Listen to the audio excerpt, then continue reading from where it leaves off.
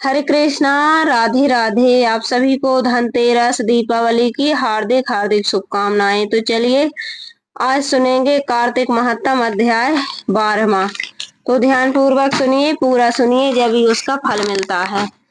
नारद जी बोले, इंद्र आदि देवता उन दैत्यों को अपनी ओर आते हुए देख भयभीत हो विष्णु भगवान की स्तुति करने लगे। देवता बोले, भक्तों के दुखों को दूर करने वाले ब्रह्मा विष्णु शिवादि रूप में जगत का पालन एवं एवं संहार करने वाले तथा गदा शंख पद्म और चक्र धारण करने वाले आपके लिए हमारा नमस्कार है। हे लक्ष्मीपति असुर निकंदन गरुड़ नायक पीताम्बर धारी यज्ञ आदि के क्रियाओं के भोगता, हे शरणागत वत्सल, हम आपको बार बार नमस्कार करते हैं। दैत्यों के नाश करने वाले विष्णु भगवान ने देवताओं द्वारा की गई स्तुति से उनके संकट को जान लिया।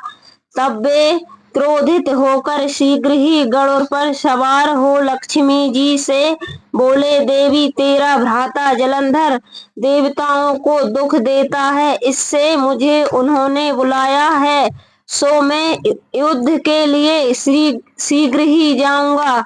लक्ष्मी जी बोली, हे प्राणनाथ, यदि मैं आपकी प्यारी हूँ तो फिर मेरे भ्राता को आप संग्राम में क्यों मारोगे। श्री भगवान बोले, शिव जी के अंश से पैदा हुआ ब्रह के वरदान और तेरी प्रीति से यह जलंधर हमारे मारने योग्य तो नहीं है। नारद जी बोले, यह कहकर गरुड़ पर बैठे शंख चक्र गदा और पद्म को धारण करने वाले विष्णु जहाँ देवता स्तुति कर रहे थे वहां पहुंचे। इसके बाद अरुण के छोटे भ्राता गरुड़ के पंखों की वायु से दैत्य आकाश में मेघों की तरह प्रणाम करने लगे। जलंधर दैत्यों को वायु से पीड़ित देखकर आकाश में उछलकर विष्णु के पास पहुंच गया और तब विष्णु तथा जलंधर दैत्य का बड़ा भारी युद्ध हुआ। दैत्यों ने बाणों से आकाश को भर दिया। विष्णु ने अपने बाणों से दैत्य के रथ की ध्वजा, छात्र और घोड़ा काट कर पृथ्वी पर गिरा दिए और फिर एक बाण उसके हृदय में मारा। उससे संभल कर फिर उस दैत्य ने भी बहुत शीघ्र उछलकर गरुड़ के माथे में गदा मारकर उसको पृथ्वी पर गिरा दिया। विष्णु ने हंसकर अपने खड्ग से उसकी गदा काट दी। उसने विष्णु के हृदय में जोर से घूंसा मारा। फिर वे दोनों आपस में मल्ल युद्ध करने लगे। उनकी भुजा के घूंसा और घोटू की मार से पृथ्वी शब्दयान हुई। वे दोनों बहुत देर तक युद्ध करते रहे। तब मेघ जैसी गंभीर वाणी से विष्णु भगवान बोले, मैं तेरे पराक्रम से प्रसन्न हूँ।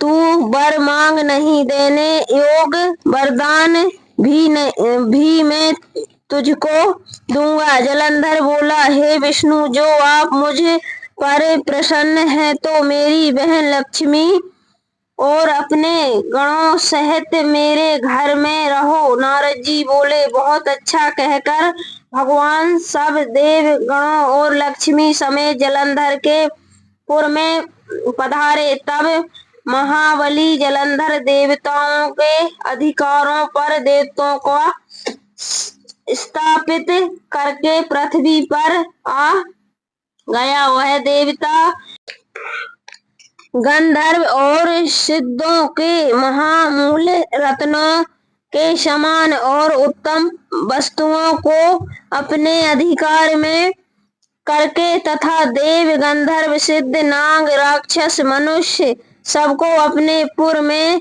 बसाकर त्रिलोकी का राज करने लगा। इस प्रकार जलंधर देवताओं को अपने वश में करके पिता तुल्य धर्म से अपनी प्रजा का पालन कर धर्म राज्य करने लगा। नारद जी बोले, एक बार मैं उसकी राज्य लक्ष्मी देखने के लिए और भगवान विष्णु की सेवा करने को वहां गया।